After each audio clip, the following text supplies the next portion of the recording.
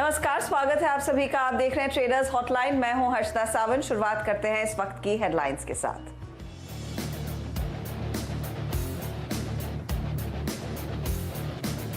तेजी का सिक्सर लगाने के बाद बाजार में आज हल्की मुनाफा वसूली। निफ्टी 10,800 के करीब। निफ्टी बैंक में सबसे ज्यादा एक्शन, 180 अंक ऊपर। HDFC twins, ITC, state bank से मिला सहारा। लगातार 3 दिनों की रैली के बाद इंडसइंड बैंक आज बना निफ्टी का नवाब। बूस्टर मिलने की सीएनबीसी आवाज की एक्सक्लूसिव खबर से केमिकल शेयरों में दिखी जोरदार तेजी। 10 से 12% भागे आईजी पेट्रो, तमिलनाडु पेट्रो और मनाली पेट्रो के शेयर। केमिकल सेक्टर के बिग पुश के लिए पॉलिसी तैयार। नई यूनिट पर 5 साल तक कॉर्पोरेट टैक्स छूट और इंपोर्ट ड्यूटी में रियायत देने का भी प्रस्ताव। सरकारी बैंक और मेटल शेयरों में आज दिखी रौनक। निफ्टी पीएसयू इंडेक्स 3% से ज्यादा उछला।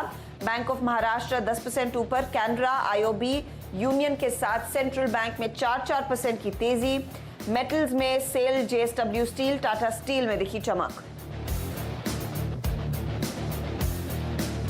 और जियो प्लेटफॉर्म में फेसबुक का ट्रांजैक्शन हुआ पूरा। झाड़ू होल्डिंग्स ने रिलायंस को दिए 43,574 करोड़ रुपए। फेसबुक ने खरीदी 9.99% हिस्सेदारी। आवास पर निवेशकों की हुई जोरदार कमाई। जैकपॉट शेयर रेन इंडस्ट्रीज आज 8% दौड़ा, तो नया खिलाड़ी न्यूक्लियर सॉफ्टवेयर में 6% की तेजी। It looks like it will be a shallow U, not a long drawn out U. And maybe next month, I could be pleasantly surprised if it ends up being some sort of a V. देश के जाने माने banker केवी कामत को economy में जोरदार recovery की उम्मीद। लंबे अरसे बाद पहले टीवी इंटरव्यू में नेटवर्क 18 के ग्रुप एडिटर राहुल जोशी से खास बातचीत में कहा, कई सेक्टर में दिखेगी तेज रिकवरी। ग्रोथ बढ़ाने के लिए डेफिसिट की फिक्र ना करने का भी दिया सुझाव। और थोड़ी देर में शुरू होगी कैबिनेट की अहम बैठक। आत्मनिर्भर भारत पैकेज के 2 प्रस्तावों को मिल सकती है मंजूरी। एग्री इंफ्रा सुधारने के लिए 1 लाख करोड़ के फंड पर भी लग सकती है मोहर।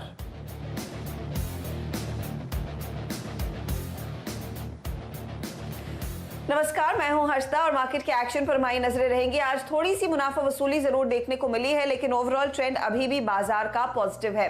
दरअसल विदेशी बाजारों में कुछ मुनाफा वसूली के संकेत देखने को मिले, इसीलिए मजबूत शुरुआत के बाद हल्का सा नीचे आया है इंडेक्स, लेकिन 10,800 के आसपास ही इस समय भी आपको निफ्टी मंडराता हुआ दिखाई देगा।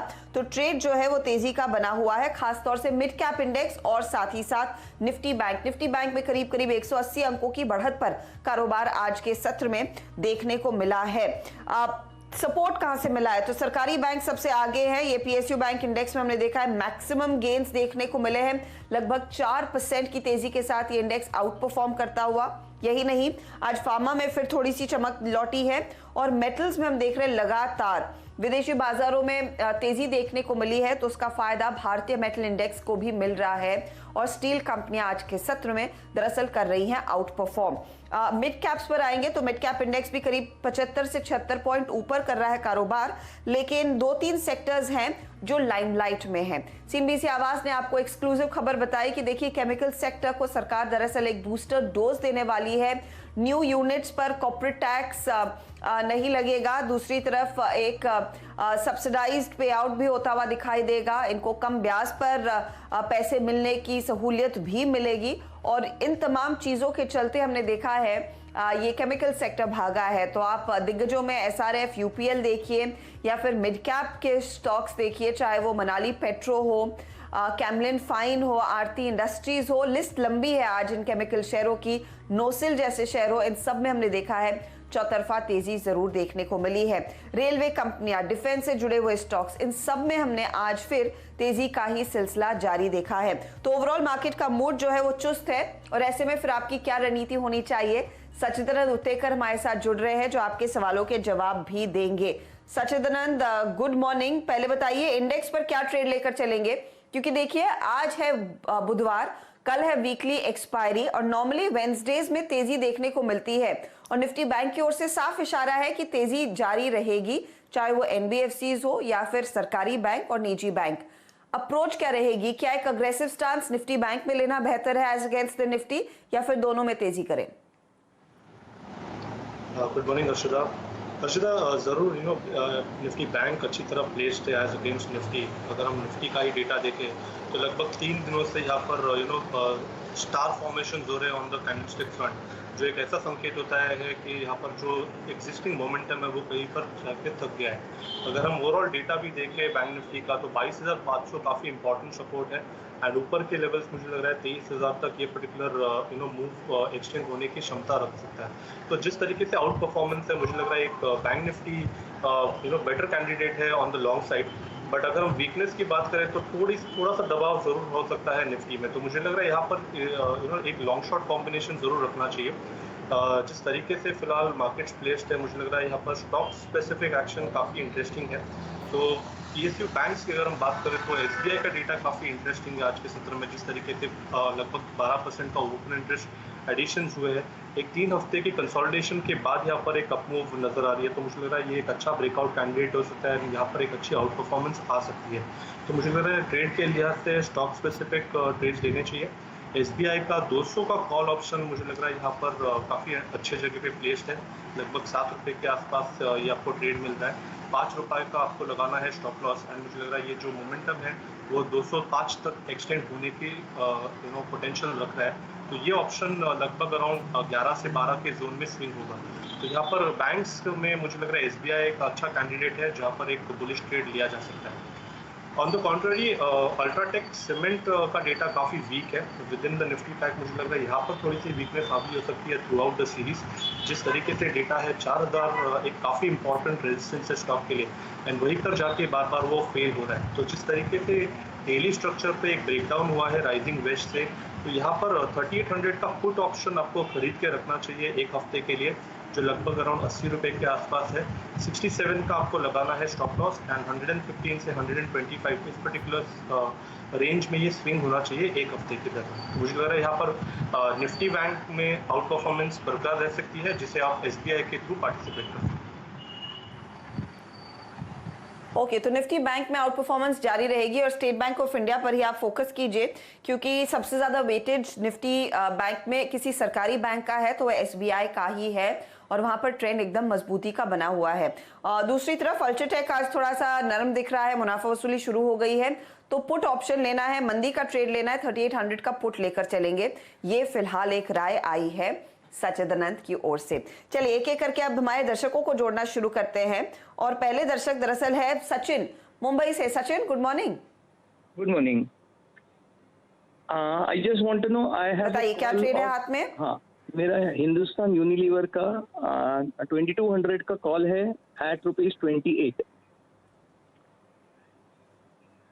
ओके, 2200 का कॉल और इनफैक्ट मैं सुबह में सुन रही थी वीरू 2200 के ट्रेड पर ही फोकस कर रहे थे। आज एचयूएल में हमने देखा है मूड थोड़ा सा साइडवेज जरूर नजर आया है लेकिन ट्रेंड बिगड़ा नहीं है। 2158 पर फ्यूचर्स में ट्रेड है। 2200 का कॉल आपने 28 पर खरीदा, आपको मिल रहे हैं आज करीब करीब 50 या 49 रुपए। होल्ड करें या फिर प्रॉफिट बुक कर ले? आपको क्या दिख रहा है सचिदानंद इस ट्रेड में? हर्षिता, मुझे लग रहा है 2200 का जो कॉल ऑप्शन है मुझे लग रहा है यहाँ पर होल्ड करना चाहिए क्योंकि इनकी एंट्री भी काफ़ी इंटरेस्टिंग हुई है।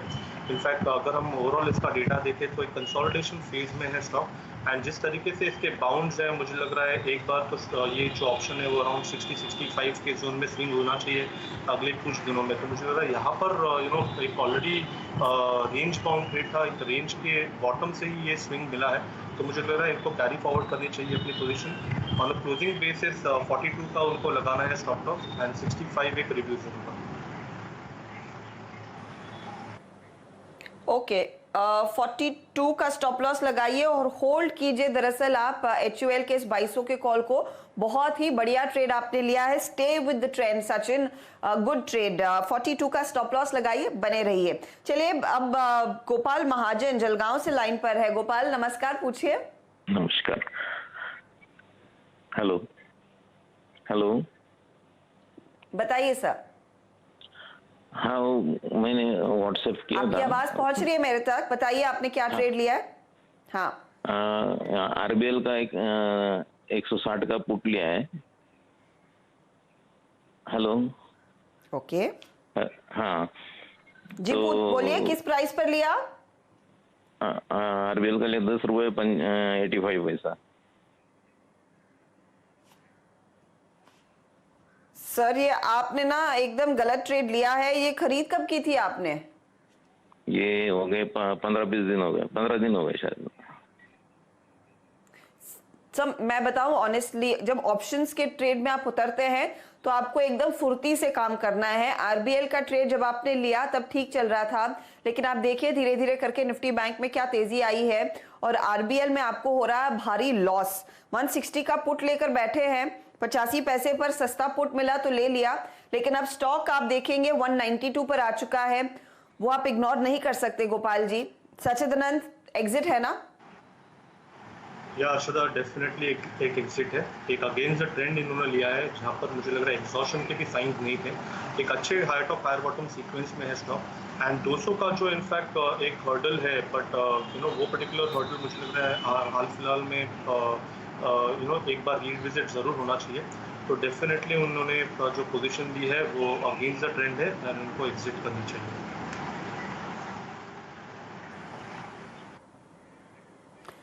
ओके, तो ये फिलहाल आपके लिए लेवल आरबीएल पर आ रहा है। आप कह रहे हैं कि साफ तौर से एग्जिट है। लॉस मेकिंग ट्रेड में आप मत रहिएगा, क्योंकि ऑप्शंस में तो ज्यादा पैसे एरोड होते हैं। गोपाल जी फटाफट एग्जिट कीजिए।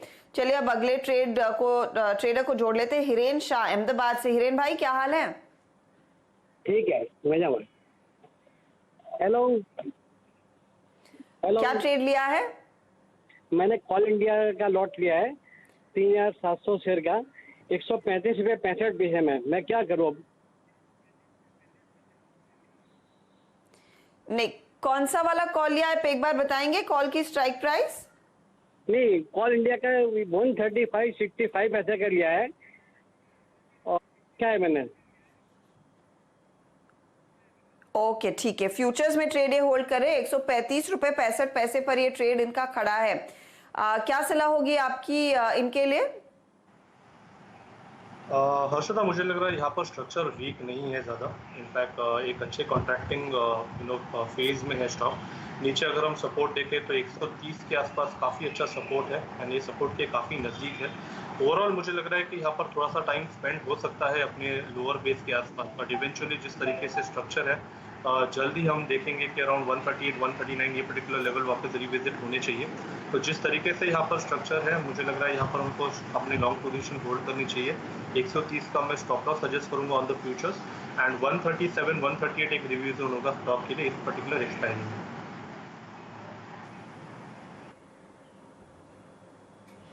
ओके, 130 का आपके लिए है। दरअसल स्टॉप लॉस होल्ड कीजिए इस पर्टिकुलर ट्रेड को। आपके लिए सलाह ये है, बने रहिए। राजवीर को जोड़ लेते हैं बैंगलोर से। राजवीर गुड मॉर्निंग, बताइए क्या ट्रेड लिया है।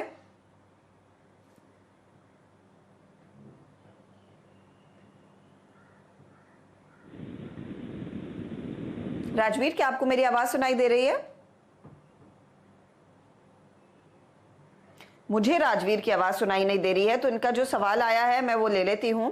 फार्मा कंपनियों में दो ट्रेड है। एक तो सन फार्मा 480 का कॉल लिया 22 रुपए 85 पैसे पर, और दूसरा है कैडला हेल्थ केयर 360 का कॉल लिया है। ये भी 22.50 के आसपास की खरीद है। पहले सन फार्मा का जिक्र कर लेते हैं। बताइए इस पर आपकी क्या सलाह होगी, क्या ट्रेड लिया जाए आगे। हर्षदा, मुझे लग रहा है यहाँ पर एक छोटा सा स्विंग बना था अराउंड 477 के आसपास और उसके ऊपर एक अच्छा कॉन्फिडेंट ट्रेड आज के सत्र में नजर आ रहा है। तो मुझे लग रहा है यहाँ पर उनको अपनी लॉन्ग पोजीशन जो है वो मेंटेन करनी चाहिए। इनफैक्ट यहाँ पर एक ट्रेडिंग स्टॉप लॉस जरूर दूंगा अराउंड 480 का। एंड जिस तरीके से यहाँ पर स्ट्रक्चर है, एक साइडवेज कंसोलिडेशन में रहा है स्टॉक पिछले 3 एक्सपायरी से, तो रिव्यू जोन डेफिनेटली होगा अराउंड 490 492 के आसपास। तो यहाँ पर लॉन्ग पोजीशन उनकी मेंटेन करनी चाहिए सन फार्मा में। एंड जो दूसरा उनका ट्रेड है कैडिला हेल्थ केयर का, मुझे लग रहा है यहाँ पर थोड़ा सा डेटा कंफ्यूजन बना है। तो जिस तरीके से यहाँ पर ओवरऑल स्ट्रक्चर नज़र आ रहा है, एक काफ़ी स्टिफ रेजिस्टेंस है अराउंड 380 के आसपास। तो जब तक ये पर्टिकुलर रेजिस्टेंस ब्रेक नहीं होता तब तक स्टॉक में एक नई रैली नहीं मिल सकती। तो जिस तरीके से फिलहाल एक बाउंस बैक मिला है, मुझे लग रहा है यहाँ पर थोड़ा सा उनको कॉशियस रहना चाहिए। इनकेस अगर 362 ये लेवल ब्रेक हो जाती है तो उनको अपनी कॉल की पोजीशन हटा देनी चाहिए। एंड दोनों में अगर हम कंपैरिजन देखें तो 380 एक काफ़ी इंपॉर्टेंट रेजिस्टेंस है कैडिला के लिए। अगर वो वायलेट हो जाता है तो रफ्तार एंड ट्रेड मोमेंटम काफ़ी बढ़िया होगा इन कैडिला। तो मुझे लग रहा है थोड़ा सा क्रिटिकल जोन में ज़रूर है, टाइट स्टॉप लॉस लगाना चाहिए कैडिला में। बट जिस तरीके से सन फार्मा का स्ट्रक्चर है, मुझे लग रहा है 392 तक एक बार स्विंग होना चाहिए। ठीक है, तो ये दोनों राय आ गई है आपके लिए। ऑल द बेस्ट इस ट्रेड पर। इस बीच फोकस एक बार डालते हैं केमिकल शेयरों पर, और केमिकल शेयरों में आज हमने आपको सुबह से बताया है, दरअसल बड़ी अपडेट निकल कर आएगी सरकार की ओर से। सीएनबीसी आवाज के हाथ एक्सक्लूसिव डिटेल्स लगे हैं कि सरकार दरअसल अगले 5 साल तक कॉर्पोरेट टैक्स में छूट देने पर विचार कर रही है, स्पेशली उन कंपनियों को जो नई यूनिट्स लगाएंगे। साथ ही साथ 2025 तक केमिकल और पेट्रोकेमिकल सेक्टर में $500 बिलियन तक के निवेश की भी खबर निकल कर आ रही है। कितना बड़ा फायदा होगा, इंपोर्ट ड्यूटी में रियायत देने की बात कही जा रही है। तो कई सारे एवेन्यूज है जिस पर इस समय सरकार विचार कर रही है कि केमिकल सेक्टर को एकदम आत्मनिर्भर बनाया जाए। हमारे साथ विनती ऑर्गेनिक्स की एमडी विनती सराफ मुत्रेजा जुड़ गई है। विनती जी, स्वागत है आपका सीएनबीसी आवाज पर। ये केमिकल स्पेस में आप एक बहुत ही बढ़िया कंपनी हेड करती हैं। ये जो डिटेल्स निकल कर आ रहे हैं, होपफुली इस पर जल्द से जल्द कैबिनेट की मोहर भी लगेगी। कितना बड़ा रिलीफ होगा केमिकल इंडस्ट्री के लिए कि आपको 5 सालों तक नई यूनिट पर कॉर्पोरेट टैक्स नहीं देना पड़ेगा। बड़ा निवेश सरकार करने को तैयार है, सब्सिडी भी दी जाएगी, स्पेशली वर्किंग कैपिटल लोन्स पर। जी, जैसा कि आपने कहा, ये जो केमिकल सेक्टर होता है, ये कोई भी इकोनॉमी का ब्रॉड सेक्टर है, इतना बड़ा सेक्टर है, इतना इसेंशियल सेक्टर है। इसके हमारे जो केमिकल्स होते हैं वो सब चीज़ में उपयोग आते हैं। तो it's a good indicator of the GDP of the country. And in the last few years, जैसे चाइना से अगर कंपेयर करें तो इंडिया का केमिकल सेक्टर बहुत ही छोटा है compare to China, Europe and USA. और उसका एक रीज़न ये है कि गवर्नमेंट ने इतना पुश नहीं किया है इस सेक्टर को। बहुत सारे इंसेंटिव्स की भी कमी रह चुकी है। जैसे फार्मा में थोड़ा पुश होता है अभी वी वुड एक्सपेक्ट कि वो थोड़े इंफ्रास्ट्रक्चर भी हमारा इम्प्रूव करे। केमिकल सेक्टर में एक इंडस्ट्रियल जोन बनाना बहुत ज़रूरी होता है, जहाँ की आपको वाटर सप्लाई, बाकी सब सप्लाईज मिलता रहे। तो ये आत्मनिर्भर की तरफ ये डेफिनेटली एक बहुत ही इम्पोर्टेंट स्टेप है, क्योंकि इंडिया अभी भी चाइना पे काफ़ी केमिकल्स पे इम्पोर्ट डिपेंडेंट है। तो पुश बहुत ही ज़रूरी है, खासकर फीड स्टॉक्स पे, जो बेसिक रॉ मटेरियल्स होते हैं उन्हें बनाने में। जी, तो किन एरियाज में आपको लग रहा है, किन केमिकल स्पेसिफिकली अगर आप हमें आइडिया दे सके? आपने कहा बड़े पैमाने पर चाइना से इंपोर्ट होता है और सरकार की मेरी ख्याल में पहल यही है कि चाइना से जितना भी बड़े पैमाने पर इंपोर्ट हो रहा है वो डोमेस्टिकली बनाया जाए। ये बताइए कौन से केमिकल्स के लिए वो इम्पोर्टेंट मूव आना जरूरी है? दूसरी तरफ आपके कंपनी की सिचुएशन क्या रहेगी, क्योंकि आपका चीन पर इतनी निर्भरता नहीं है। तो क्या इस समय आप प्लान कर रहे हैं कि आपकी एग्जिस्टिंग कैपेसिटीज को एक्सपैंड किया जाए, ये कॉर्पोरेट टैक्स की जो छूट मिली है या मिलने की बात हो रही है उसका फायदा उठाया जाए? जी, जैसे एक सेक्टर आपके 2 सेक्टर देते कि किस पे चाइना डिपेंडेंट है। जैसे फार्मा इंग्रेडिएंट्स, आज के दिन 70% फार्मा इंग्रेडिएंट्स जो केमिकल्स होते हैं वो चाइना से इंपोर्ट होते हैं। तो इन केमिकल्स को इंडिया में बनाने के लिए डेफिनेटली गवर्नमेंट जोर दे भी रही है। उन्होंने काफ़ी इंसेंटिव और सब्सिडीज अनाउंस भी किए हुए हैं, जैसे आपने कहा 5 साल का टैक्स एग्जेम्पशन या 5 साल का इंसेंटिव। और जहाँ तक हमारी कंपनी का सवाल है, आपने सही कहा, हम ज़्यादा तो चाइना पे डिपेंडेंट है नहीं, हमारे रॉ मटेरियल्स ज़्यादा वहाँ से आते हैं नहीं। हम थोड़ा एक्सपोर्ट करते हैं चाइना में, about 10% of our revenues go to China, तो China is a market for us. और हम सोचते हैं कि हाँ कुछ और प्रोडक्ट्स भी बनाए, वो तो हमारा हमेशा चलता ही रहता है, प्रोजेक्ट वर्क एक साथ में कोई भी स्टडी करते ही रहते हैं, चाहे वो फार्मा इंग्रेडिएंट्स हो कि कुछ और। डेफिनेटली इन इंसेंटिव्स का फ़र्क तो पड़ता ही है आपके प्रोजेक्ट फीजिबिलिटी एनालिसिस पे।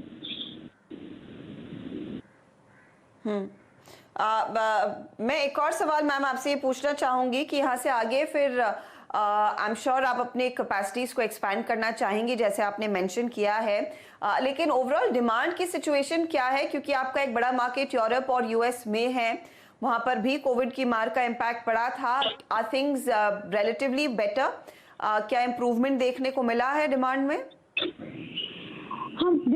हाँ कोविड के इम्पैक्ट से कभी भी मैन्युफैक्चरिंग प्लांट्स में ज़्यादा सफ़र नहीं हुआ। जो भी जैसे हम B2B मैन्युफैक्चर हैं, हम दूसरे केमिकल कंपनीज को सप्लाई करते हैं, तो वहाँ कोई फैक्ट्रीज खास बंद नहीं थी और डिमांड पे हमारे डिमांड पे इतना इम्पैक्ट नहीं हुआ था, खास करके जो फार्मा सेक्टर है कि एग्रीकल्चर वहाँ पर संपर्क टूट गया है। लेकिन जैसे विनीति सराफ मुत्रेजा कह रही हैं कि देखिए एक बड़ी अपॉर्चुनिटी रहेगी इन कंपनियों के लिए जो भारत में अपनी कैपेसिटी बढ़ाना चाहेंगी। सरकार की ओर से जो इंसेंटिव्स आएंगे वो एक बड़ा बूस्ट जरूर देंगी, और साथ ही साथ अगर सरकार कुछ industrial production zone specific to the chemical sector भी तैयार करे तो वो भी एक बहुत बड़ी रिलीफ होगी। विनीति ऑर्गेनिक्स आपके सामने करीब 1% ऊपर है स्टॉक ट्रेड में, और आज पूरे केमिकल स्पेस में हमने देखा है आउट परफॉर्मेंस वैसे भी नजर आ रही है।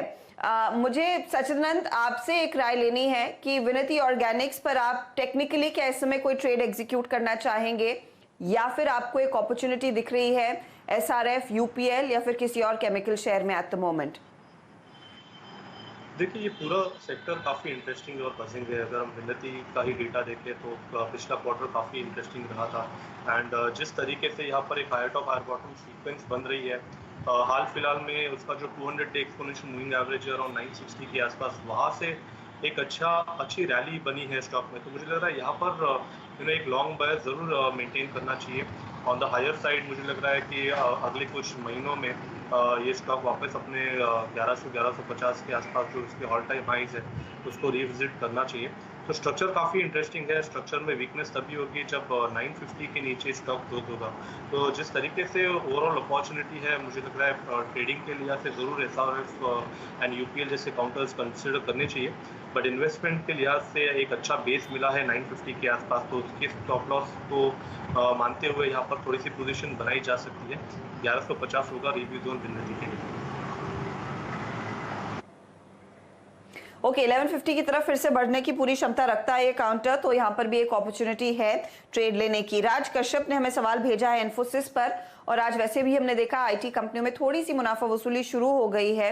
नंबर्स इसी हफ्ते से शुरू होंगे। TCS पहले अपने नंबर्स कल शाम पेश करने वाला है 9 तारीख को। अच्छा, इन्फोसिस पर राज का जो कॉल है वो ये है कि 810 का कॉल लेकर बैठे हैं, 15 रुपए के आसपास ये खरीदा था, और पूछ रहे हैं यहाँ से आगे क्या अपॉर्चुनिटी रहेगी इस ट्रेड में पैसे और बनाने की। क्या चांसेस दिख रहे हैं आपको, ये बताइएगा सचिदानंद। हर्षद, थोड़ा सा डाइसी लग रहा है मुझे, बट जिस तरीके से वापस एक बार रिजल्ट रिएक्शन की और स्टॉक बढ़ रहा है, मुझे लग रहा है 765 एक काफ़ी इंपॉर्टेंट लेवल है इस पर्टिकुलर ट्रेड के लिए। तो अगर ये पर्टिकुलर ट्रेड लेवल मेंटेन हो जाती है तो मुझे लग रहा है एक बार स्टॉक वापस अपने ऑल टाइम हाइज के आसपास स्विंग करना चाहिए। तो एक रिजल्ट बेस्ड ट्रेड होगा। ऑन द हायर साइड 820-825 एक रिव्यू जोन होगा, and on the lower side जब तक 760 के नीचे क्लोजिंग नहीं आती, आई थिंक तब तक एक बुलिश बायस रखने में कोई हर्ज नहीं। ओके, तो ये फिलहाल बुलिश बायस रखे, आप होल्ड कीजिए इस पर्टिकुलर ट्रेड को। उम्मीद है कि यहाँ पर एक टर्न अराउंड देखने को मिलेगा। आज हल्की सी मुनाफा वसूली है। अच्छा, 1-2 सवाल नहीं, उससे पहले इंडियन बैंक पर एक बार फटाफट नजर डाल लेते हैं, क्योंकि आज सरकारी बैंकों में बड़ी तेजी देखने को मिली है। इसी का जिक्र हम कर रहे थे कार्यक्रम की शुरुआत में, और PSU bank index out perform कर रहा है, तो इंडियन बैंक का ट्रेड स्क्रीन पर लेकर आएंगे। करीब 70 की तरफ बढ़ चुका है इंडियन बैंक। मौजूदा भाव पर क्या एक एडिशनल ट्रेड जोड़ा जाए इस स्टॉक में, सचिदानंद? देखिए यहाँ पर स्ट्रक्चर काफ़ी मिलता जुलता है एसबीआई के साथ ही, एंड ओवरऑल अगर हम इसका भी परफॉर्मेंस देखें तो काफ़ी समय से एक काफ़ी कंस्ट्रेंट रेंज में स्क्यूड था। एंड जिस तरीके से अभी फिलहाल ये इजेक्ट हुआ है 6650 का इम्पॉर्टेंट लेवल होगा, उसको स्टॉप लॉस के नज़रिए से देखना चाहिए। एक मोमेंटम बेस्ड प्ले ही होगा ये, एंड ऊपर मुझे लग रहा है अराउंड 73-74 के आसपास इसका रिवीजन होगा। ओके तो ये फिलहाल आपके लिए एक अपॉर्चुनिटी इंडियन बैंक में 74 पर रिविजिट किया जा सकता है ट्रेड। रोशन कुमार ने सवाल भेजा है HUL 2200 का कॉल, 2200 की कॉल पर आपकी भी राय थी कि ट्रेड होल्ड करना चाहिए इनका। आई एम नॉट श्योर किस प्राइस पर इन्होंने लिया है, लेकिन 2200 के ट्रेड को ये होल्ड कर रहे हैं। और एक्सिस बैंक में 430 का कॉल है। 430 का कॉल एक बार एक्सिस वाला स्क्रीन पर लेकर आइए, क्योंकि ये जो कह रहे हैं ये कह रहे हैं इन्होंने करीब करीब खरीदा है 25 रुपए के भाव पर। क्या सलाह होगी एक्सिस बैंक के ट्रेड पर? आई थिंक एक्सिस बैंक जिस तरीके से फिलहाल एक रिबाउंड मिला है स्टॉक में, मुझे लग रहा है यहाँ पर एक पॉजिटिव बायस रखने में कोई हर्फ नहीं है। 450, 455 के आसपास छोटा सा रेजिस्टेंस ज़रूर है, बट मेजर हर्डल स्टॉक में अराउंड 480 के आसपास का ही है। तो मुझे लग रहा है जिस तरीके से ये हाल फिलहाल में मोमेंटम मिला है स्टॉक में, 430 के स्टॉप लॉस के साथ उनको ये बुलिश बायस मेंटेन करनी चाहिए, एंड इसके लिए भी रिव्यू जोन होगा अराउंड 480 के आसपास का। तो मुझे लग रहा है यहाँ पर भी थोड़ी सी आउट परफॉर्मेंस की गुंजाइश कर सकते हैं। ओके तो ये फिलहाल आपके लिए होल्ड की ही सलाह है। एक्सिस बैंक में भी आउट परफॉर्मेंस की गुंजाइश है। आपने 25 पर खरीदा स्टॉक, दरअसल इस समय 430 वाला कॉल ट्रेड कर रहा है 35 के लेवल्स पर। शुक्रिया सचिदानंद हमारे लिए समय निकालकर इन सभी ट्रेड्स पर आपके सवालों के जवाब देने के लिए। वक्त हो रहा है एक ब्रेक का, लेकिन ब्रेक में जाते जाते मैं आपको याद दिला दूं कि मनी कंट्रोल प्रो एक ऐसा ऑप्शन है जो आप जैसे ट्रेडर्स के लिए ही बना है, जहां पर आप जाकर तमाम ओपिनियंस पढ़ सकते हैं, ट्रेडिंग आइडियाज पढ़ सकते हैं, और एक एक्सक्लूसिव ऑफर दरअसल इस समय मनी कंट्रोल प्रो की ओर से आपको मिल रहा है, जहां पर आप सब्सक्राइब कर सकते हैं सिर्फ ₹1 देकर प्रतिदिन के लिहाज से। याद रखिएगा, अगर आप सब्सक्राइब करना चाहते हैं तो एक कूपन कोड भी नोट कीजिए जो आपको और भी अपॉर्चुनिटी देगा बेहतर डील की, प्रो 365। याद रखिएगा, इसमें नियम और शर्तें लागू हैं, लेकिन एक बड़ी अपॉर्चुनिटी कुछ और इनसाइट्स के लिए मनी कंट्रोल प्रो की ओर से।